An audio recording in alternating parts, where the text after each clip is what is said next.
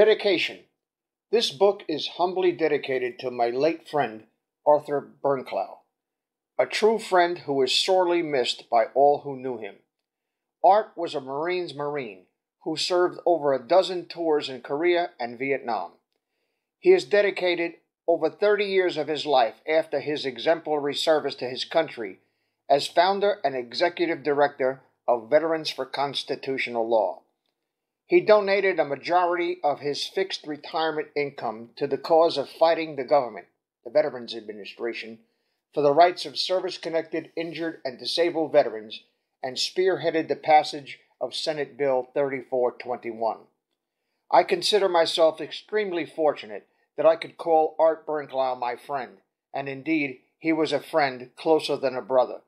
His passion for his fellow veterans was absolutely intense, and I am proud to have been, albeit a small part of his valiant and tireless effort to help veterans who have been forgotten by our government. I am happy that Art lived long enough to enjoy victory in the most difficult and protracted battle he ever fought, the struggle against apathy of our government for those who served, and the abject corruption that denies American heroes the help they need when they come home. I consider my making his acquaintance in 2004 one of the most robust blessings a good and merciful God could rain down on an incorrigible sinner like me. I miss him, his singular wit, and his daily phone calls. Foreword. This book was started in 2010. The original began as a handwritten manuscript because I was loath to carry my computer around, and a tablet did not offer the features I needed in a word processor. The reason it took almost 8 years to get it into print was my time schedule and the lack of whatever it takes to do such things by the seat of one's pants, coinciding with the uninterrupted time it requires to concentrate enough to string a coherent sentence together, never mind to envision the evolution of the story. In addition, when time became available 6 years after I started this, the 2016 presidential campaigns began, and I entered the fray by ramping up a YouTube channel I started but never had the time to build. In June of 2017, I reached over 10,000 subscribers to my Coffee with Dave series, subsequently renamed Covfefe with Dave in honor of one Donald Trump's brilliant tweets on Twitter. As this is being written, Donald Trump is in his first year as president, and he is absolutely hated by the deep state globalists and loved by every American who is a true patriot. There are the lines of demarcation are drawn. The division caused by the corrupt left-wing sociopaths and the dying mainstream media has threatened to escalate into a full-blown civil war. The left is trying to start a world war to distract the public from the fact that the mechanism of control they've used for decades since JFK was assassinated was the blackmail of high-ranking officials who have been recorded in sexually deviant acts with minor children, in some cases allegedly raping these children to death or sacrificing them to the pagan gods Molech, Baphomet, or Baal in their satanic spirit-cooking ceremonies. Under Trump, thousands have already been arrested, and fully a third of the government will have to be placed under arrest by the military in simultaneous raids before the swamp comes even close to being drained. In this book, I deal with the inevitable remnant of the deep state that will lurk under the muck and mire of the largely drained swamp after the Trump presidency runs its 8-year course. I say 8 years because barring, God forbid, assassination or premature death, Donald Trump's re-election in 2020 is absolutely certain. I, as a Vietnam veteran, like millions of Americans, active military and veterans, will not tolerate another JFK scenario. If they harm my president, I will be scouting and stalking, hiding and waiting for a clear shot. And I, like my late friend Arthur Bernklau, do not waste ammunition. The scumbags can take that to the bank. Introduction. I am a Vietnam veteran, United States Air Force Crypto Spec Ops, who held a top-secret crypto SSIR clearance. I am the author of a book titled Land of Childhood Spheres: Faith, Friendship, and the Vietnam War, among a dozen others. You will notice that this book contains copious footnotes, something a work of fiction doesn't usually have.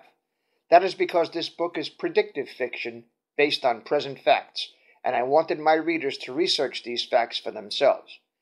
In one of the infinite parallel universes that quantum mechanics postulates as being mathematically possible, the story that unfolds within these pages could easily become a reality somewhere. Perhaps something like it will become a reality in the universe where this book is written and published. This book is my first work in this genre, so I beg your kind indulgence and sincerely hope that it lives up to your expectations. The allegations made in this book about the 9/11 attacks, the threat of Muslim fundamentalists to our way of life, human trafficking, and to world freedom in general are disputed as unwarranted only by retards, blithering idiots, goddamn fools, or total fucking imbeciles. Take your pick. These are empirical facts that will be borne out as such in the history books of the future. That is, if the future does not turn out to be a technologically driven Orwellian techno-Nazi nightmare. The evidence to support the allegations made herein are more than sufficient to meet the legal burden of proof, which is stated to be beyond a reasonable doubt and to a moral certainty. Cognitive dissonance can be fatal to a nation when facts are ignored and bullshit is believed by the public. This was certainly true when German and Polish citizens looked the other way when the Nazi genocides were being committed in their own neighborhoods in the concentration camps. From Dachau in Germany to Auschwitz in Poland, people in neighboring towns and villages said nothing and did nothing to stop the mass murder of millions of people. Their claims of being oblivious to what was happening for so long right under their noses, and sometimes literally in their own backyards, is also total, unmitigated bullshit. They knew. They knew then and didn't give a shit. We know today, and most of us in like manner could give a rat's ass.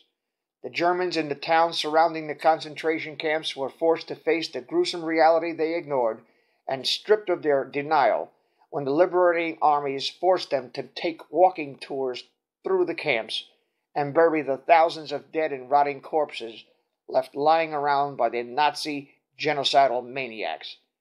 This is something the politically correct history books are remiss in even mentioning, but these are the unadulterated facts. The United States of America in 2017 is a technological wonderland. Almost everyone, even a Bowery bum, owns a smartphone. Technology is advancing so fast that the $800 cellular handset of just 6 months ago sells for less than $50 today. They are ubiquitous as jelly beans, maybe more so, because I don't know too many people who carry jelly beans around with them. Had this technology been available when Adolf Hitler was in power, the world would be a much nastier place to live in today. In fact, we would probably be singing Edelweiss and doing Sieg Heil salutes right now. What people don't realize is that the same people who aided and abetted Adolf Hitler are occupying powerful positions in the U.S. government today. They secretly subscribe to the same philosophies, and they use the identical tried-and-true tactics to gain the support of the population to wage wars in places where we have no business, creating enemies out of thin air. They invent boogeymen, such as Osama bin Laden, just as Adolf Hitler blamed Russian spies for the Reichstag fire in order to gain support to invade Russia, in order to gain access to the commodities they deal in, oil and drugs primarily. We literally have, as the late Dr. Stan Monteith of Radio Liberty was fond of saying, the best enemies that money can buy. There are only 3 possible scenarios that can conceivably arise from such a situation as we find ourselves in the United States today. Number 1. The United States of America will cease to be a world power due to massive, catastrophic economic collapse, or, number 2, our freedoms will continue to be eroded away by laws like the USA Patriot Act that they tell us are necessary to fight the terrorism that our own government is complicit in, Or, number 3, the citizens of this great nation rise up and take back the republic by force and reclaim the inalienable rights and freedoms that are bestowed upon us by our Creator. No other outcomes are conceivable. This book explores the latter option and what it would conceivably take to get us there. I make no apologies for fomenting insurrection. It is my First Amendment right. Some people just need a cap busted in their ass. Make no mistake, pulling levers and voting for politicians changes nothing. You would be much better off pulling the lever to flush your toilet. At least then, some shit washes down the sewer, never to be seen again. The election of Donald Trump seems to have broken the mold, or broken the system of covert tyranny by the massive turnouts for Trump, and his opponent, who stole the nomination from Bernie Sanders, couldn't fill a high school auditorium without a Hollywood celebrity or 2 or 3 as the attraction, and barring that, a green screen amateur paste-up job with crowds from another venue or event in the foreground. Fake news. From the fake shootings at Sandy Hook to the mainstream media incessantly spouting false narratives to late-night talentless comedians poo-pooing serious allegations of child trafficking to the Russians hacked the election and made Trump or win or Hillary lose with not a shred of evidence to substantiate it, plus celebrities advocating violence and murder against President Trump, was what the Americans watching CNN, ABC, CBS, NBC, and others were subjected to. Many of them were tired of the same bullshit, and many saw through the lies and the propaganda and instead turned to the internet's social media for the truth. Ordinary citizens took to the alternative media platforms, and the deep state tried to censor their voices by demonetizing their videos, unsubscribing viewers, performing denial-of-service hacks, and even by summarily deleting a creator's videos or his entire channel. We weren't having any of that, and boycotted anyone who was even remotely responsible for the denial of free speech.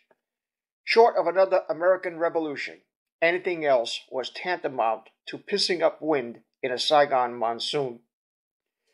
The Second Amendment to the Constitution was not written so you and I could go duck hunting. It was written to enable citizens to take back the government by force should it get out of hand, and I submit to you that it has gone way beyond that point a very long time ago. Again, I want to emphasize that this book is a work of fiction. However, the best fiction is that which could conceivably arise in the future based on current events, situations, and technologies. This book attempts to use a fictional story to teach history for the only purpose for which history is useful, and that is to postulate possible futures and to be able to anticipate and plan for situations and problems that may arise toward the realization of desirable ends.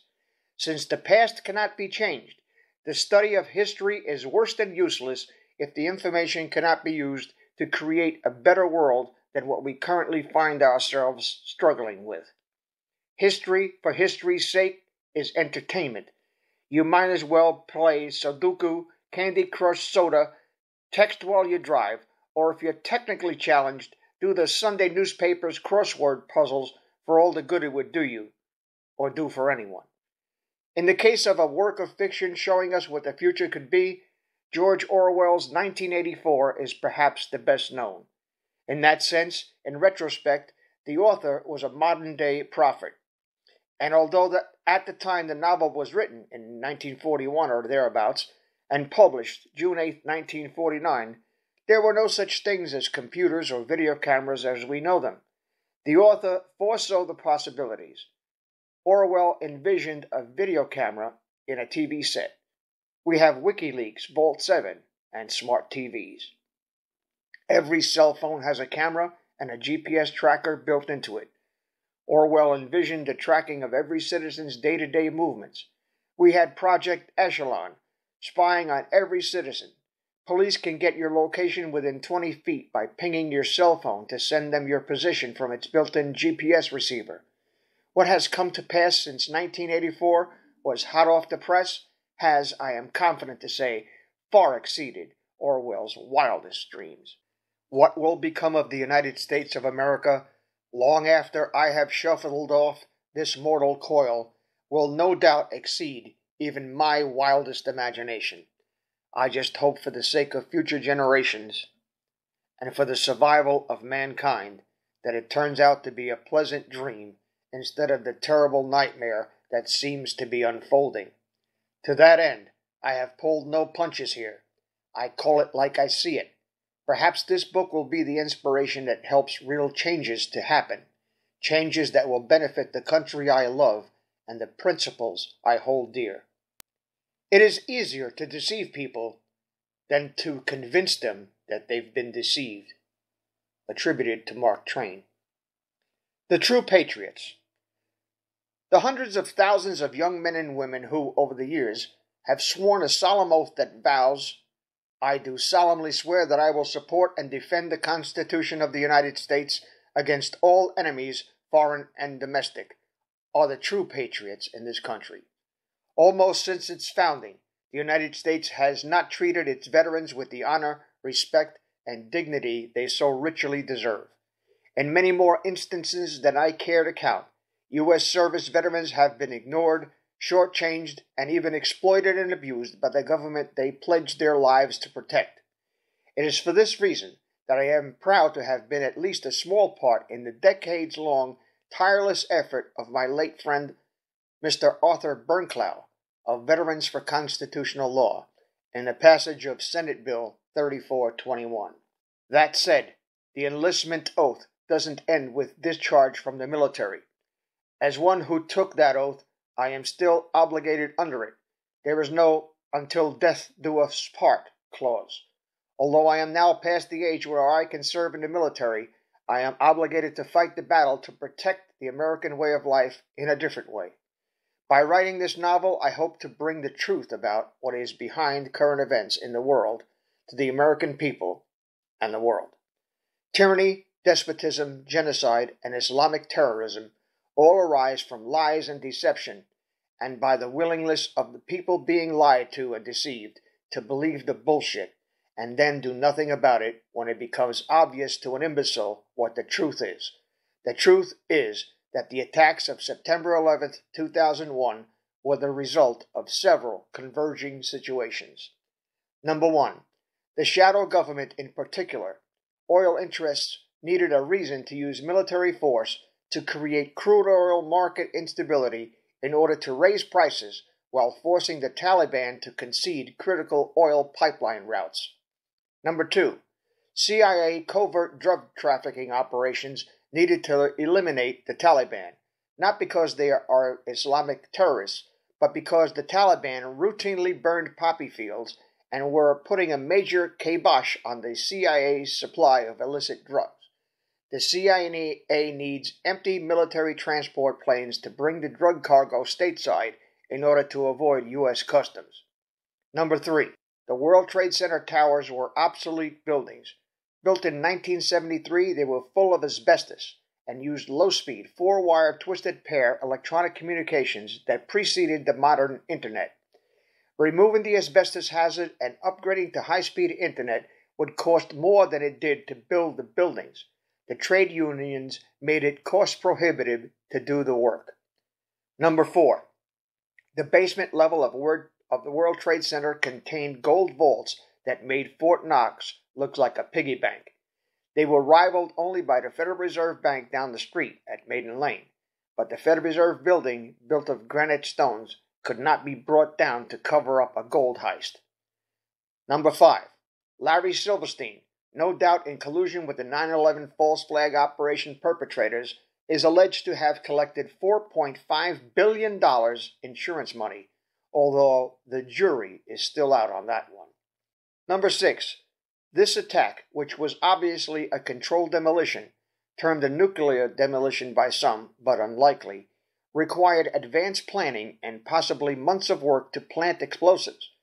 As such, the 9/11 terrorist attacks had to be a conspiracy carried out by people living and working in the United States, not some Arab towelhead hooked up to a kidney dialysis machine living in a remote cave in Afghanistan. These attacks gave the U.S. shadow government the impetus to wage war, seize the natural resources of several nations, loot the gold vaults below the Twin Towers, destroy physical evidence held in World Trade Center 7 related to the bank and brokerage debacle of the 1980s, establish secure drug transport routes, and profit from the short sale of airline stocks prior to the attacks. Why, like the assassination of John F. Kennedy, are the citizens of this country not protesting, rioting in the streets, and holding politicians at gunpoint, demanding the truth and the real criminals to be dragged before the bar of justice? Like the Germans living next door to the Nazi concentration camps during World War II, perhaps it is mentally and emotionally easier if one does not ask questions that one does not want to hear the answers to.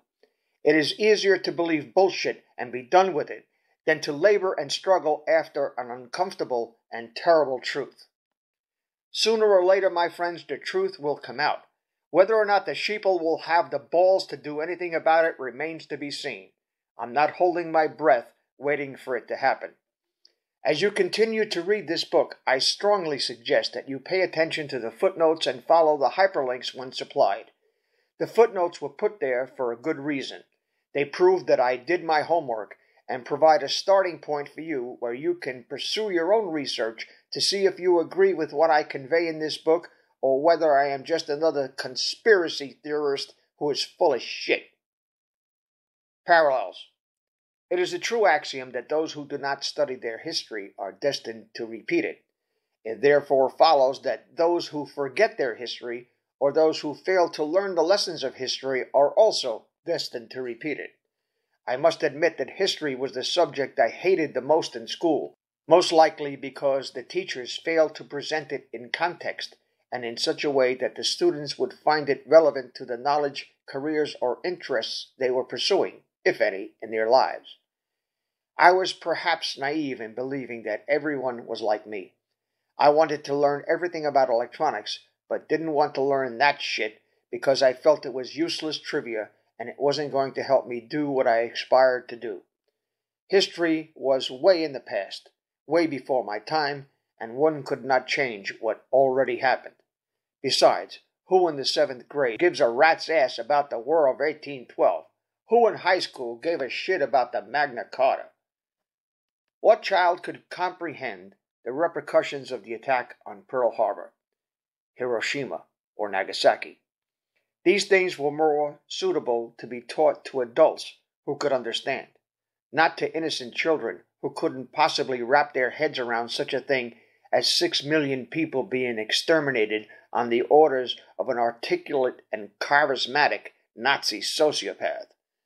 Because of the irrelevance, real or perceived, to what I was interested in, had Ritalin been invented in 1960, I would have been fed that shit intravenously. I would have been walking around with an IV drip and a bag hanging from a pole on 4 wagon-sized wheels. I would have been the attention deficit disorder poster boy. I had a one-track mind, electronics, to the exclusion of all else, even baseball, not related directly to it. Later on, algebra became my worst subject, and I flat out refused to take French in high school because if I had slipped and spoken a word of it in my neighborhood in Brooklyn, well, nobody in Brooklyn wanted to be called a faggot, even if they were gay, which I certainly was not, in case some of you are in the habit of reading shit into things that aren't really there. And so I failed to learn my history, only to be given a refresher crash course by virtue of my military service at a tour in Vietnam, where I was privy to military intelligence secrets and witness to black ops.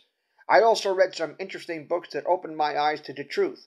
I venture to say that this awakening was true in one way or another for a majority of baby boomers and for those of our peers who were protesting the Vietnam War, burning their draft cards, and rioting and protesting in the streets back home. The young people in the country were divided into 2 main factions: the soldiers serving in Vietnam who were called baby killers and came home to a hostile, ungrateful country, and those who marched in the streets and turned on and dropped out, who were seen as no good hippies and useless drug addicts. Unless you were a fucking hermit or a redneck, you couldn't afford falling into one of the other societal cubbyholes. The rest of the population who supported the Vietnam War did so only because the government had led them to believe that the communist masses would overrun Southeast Asia And then the USA was next. The infamous domino theory. It was total bullshit and was the impetus for the Vietnam War. Attacks on our ships which never occurred. Another example of a false flag operation that was just recently exposed. If you didn't support the war in Vietnam and didn't cheer when the enemy body count skyrocketed, it must be that you were a communist or a liberal pinko and therefore at the least unpatriotic and at worst a fucking traitor. And while I'm kicking a dog here, I would like to ask a question. Why was the war in Vietnam and Desert Shield, Desert Storm, and the war in Afghanistan not formally declared like the First and Second World Wars? I leave the reader to draw his or her own conclusions. When one becomes wise to what is happening, and by remembering the past and learning of history properly taught in context, one begins to question the motivations of those who govern the country, those who aren't too absorbed in living their lives vicariously via football games and soap operas or playing cell phone games while driving, begin to have their doubts about the abject lies and the festering, frothing, bubbling, liquid, steaming bullshit that spews forth from the mouths of politicians. When these things that are being done right under your nose and mine and in your face instinctively don't feel right, chances are they probably aren't, and cognitive dissonance slowly sets in. Once people open their eyes and do the research like I did, and once they've accumulated the wisdom that only comes with living 16 more years than half a century, they begin to fear for the future of their country and indeed for the future of the planet. Unfortunately, by that time, the damage will have already been done, and the road back to the point where one can choose an alternative path is almost as bad as what you instinctively know lies at the end of the path you find your country is presently on. As one person, you feel helpless to talk sense into the majority of blithering idiots who can tell you the details of football or baseball games that were played before they were born, but have no practical knowledge of what really matters today whatsoever. Reminiscence of the bread and circuses of Nero's Rome, tyrannical governments always seek to enslave their citizens by covert means. That is, they gain support of the largely ignorant public by creating boogeymen and staging what are called false flag operations against their own citizens. Then they blame the boogeymen they invented. It's a tried and true method that has worked since time immemorial. Anyone who believes that their government wouldn't murder 3,000 of their own citizens simply to gain support for going to war is simply not dealing with reality. They should read the Operation Northwood documents. It has happened before, and it will happen again unless the people who perpetrate these crimes are eradicated from off the face of the planet. And by eradicated, I mean killed, cremated, and buried on the moon. Perhaps the best-known historical example of a false flag operation is the Reichstag fire, staged by the Nazi Party on February 27, 1933. This incident was used by Adolf Hitler, who was the elected Chancellor of Germany at the time, to suspend civil liberties by passing the Enabling Act of 1933, which ultimately gave him the power to pass laws by decree instead of going through the Reichstag. The Reichstag fire is almost universally recognized by modern historians as the in earnest beginning of the Nazi Third Reich. What follows in this novel is a parallel, and some may even call it prophecy after I've long shuffled off this mortal coil, of what seems to be one of the possible forks in the road the United States seems to have a choice to travel on as at the end of 2017. One fork is nothing short of the 1,000-year Fourth Reich that Adolf Hitler fantasized about, and another is the rebirth of a nation that is truly run by the consent of the governed. The way it's presently going, I'm not holding my breath waiting for the latter. The former, if it should happen, would make the Nazi regime of the 1930s and 40s look like a Girl Scout picnic. This is largely due to the computer technology that was non-existent in the mid-1930s. It makes possible the total control of a population and largely eliminates the forgery of passports or papers that made the French, Polish, Italian, Norwegian, Dutch, Greek, Yugoslav, and Belgian and others resistance movements possible. If Adolf Hitler had RFID chip technology or smartphone technology, our flag would be red with a black swastika on a white circle, and people would be shouting Sieg Heil at political conventions. The latter path would necessarily involve the complete overhaul of the government, and as history tells us, the people who are running it aren't going to be peacefully evicted from their positions of power. They must be physically removed in a coup d'etat, peaceful or violent, their choice, but in any event, they will not go quietly, peacefully, or easily. There will be much bloodshed, and the threat from within our own government pales in comparison with the very real threat from Islamic fundamentalism. Such statements are often vilified as coming from someone who does not believe in freedom of religion, and I can handle that allegation because I know what the majority of Americans don't bother to know or to learn. I've read the Quran and the official commentaries. I know what the true believers believe, and I know there is no deterrent possible against mass murder when a terrorist views his own death in jihad as the path to an eternal reward with 72 virgins, and who is celebrated as a martyr, and whose family is handsomely compensated and cared for when the suicide bomber in their clan dies in the act of killing a bunch of infidels. This, the politically correct politicians won't dare to tell you, so I'm telling you. Disbelieve it at your own peril. Do nothing about it at the risk of losing your freedom, your country, and your way of life, and perhaps your very life. The powers that be, like Adolf Hitler, and those who were a part of our own shadow government, are terrified of an armed revolt, so they seek to minimize the chances of a second American Revolution by passing gun control laws that have been statistically proven to be the cause of out-of-control crime. Violent criminals know that chances are excellent that their intended victims won't be armed. What Americans need to realize is that it is better to be tried by 12 than carried by 6, that the Second Amendment was not written to protect duck hunters. In every open carry jurisdiction, crime in the streets has plummeted.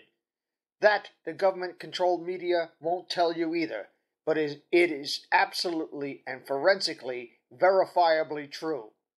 For those of my readers who are still skeptical, for those who are reading this book and believe that it is entirely fiction, there is another book you should read before you finish reading this one.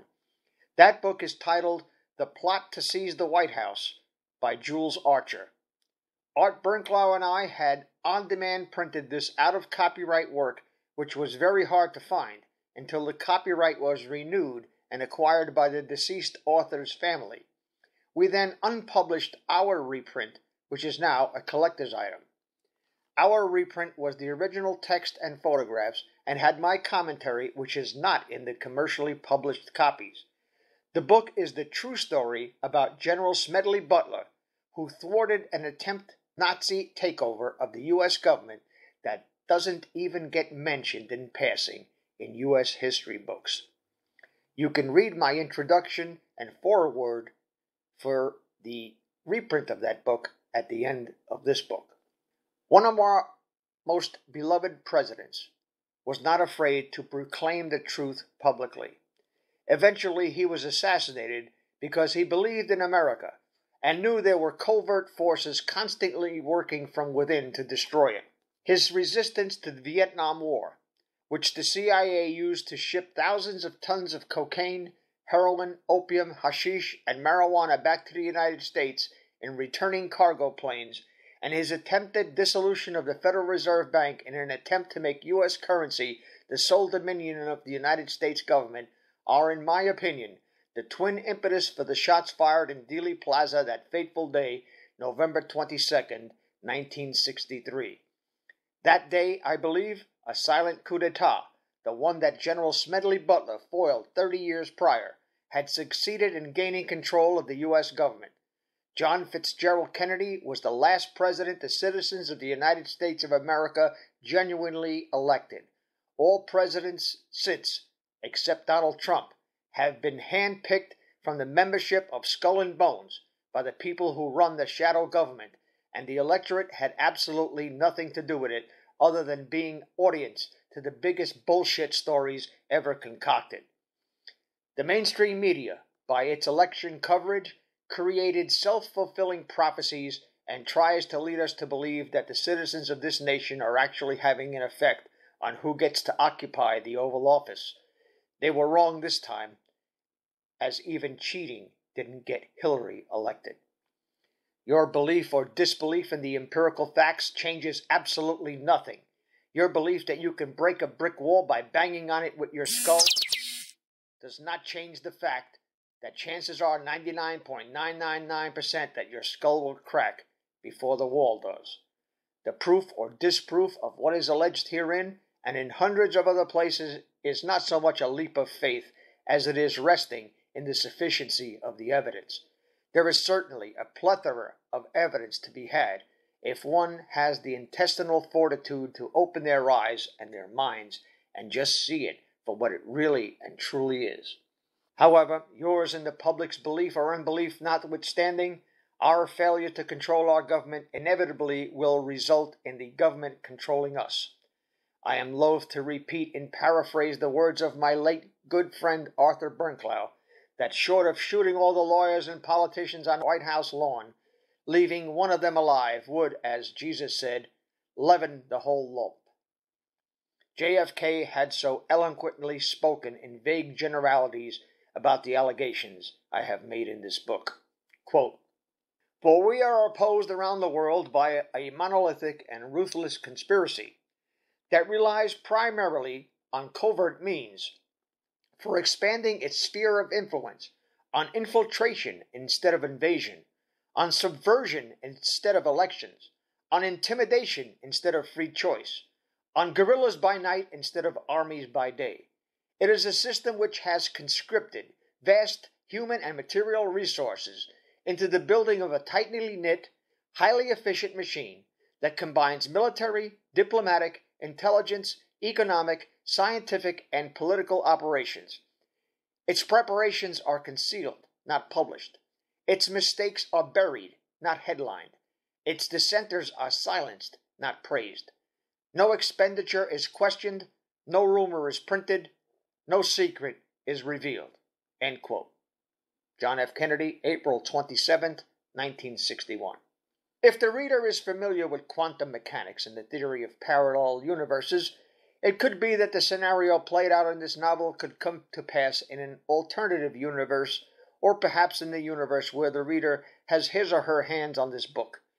It is prudent for this author to advise the reader to disbelieve everything they see on the news, and certainly anything that emulates from any politician's mouth. Or at least you should listen to it with a measure of spiritual discernment. You will discover that it is all lies and half-truths. Cognitive dissonance is certainly uncomfortable. However, if one does not employ outright denial for its mitigation, dissonance can be healthy. It can be healthy for the individual as the mental effort expended and research done seeking after the truth will drastically improve your IQ. It is healthy for the nation and the planet, since enough morally astute people discovering the truth and working together will certainly find a way to bring criminals to justice, oust corrupt politicians, overthrow dictators, and abolish corrupt governments. There was not ever, not in the past, not now, nor will there ever be a perfect world governed by human beings. There is simply too much evil in the world for that to happen. However, even based on a strictly secular definition of good and evil, good being defined as pro-survival and evil being contra-survival, the good still far outweighs the bad. Since mankind, despite all the evil deeds perpetrated in the world since Adam and Eve were evicted from the Garden of Eden, still manages to survive. Survival, however, should not be the ultimate goal. Cockroaches can survive a nuclear blast. They emerge unscathed into a landscape of dead and rotting corpses, and instead of suffering, they proliferate from feeding off burnt and rotting flesh. Humans are not cockroaches, although the Illuminati view the rest of humanity as such. They also, being human and mortal, fancy themselves better than the rest of us. They occupy the highest positions in governments around the world, and most of them, if one can truly know what's in their hearts, are the most despicable, loathsome, low-life, condescending, lying, thieving, murdering, sociopathic, criminal scumbags imaginable. Whether the scenario described in this book or inspired from what the reader takes away from these pages, or something even remotely akin to it leads to a desirable outcome for the United States of America or not, remains to be seen by the unfolding of a history of this iteration of the universe. What is the difference of methodologies employed by a terrorist or by a patriot working with limited resources? It could be that the forces and methods required to bring about that desirable outcome are identical to those forces and methodologies used to usurp our freedoms in the first place. In such a case, I have met the enemy, and he is us.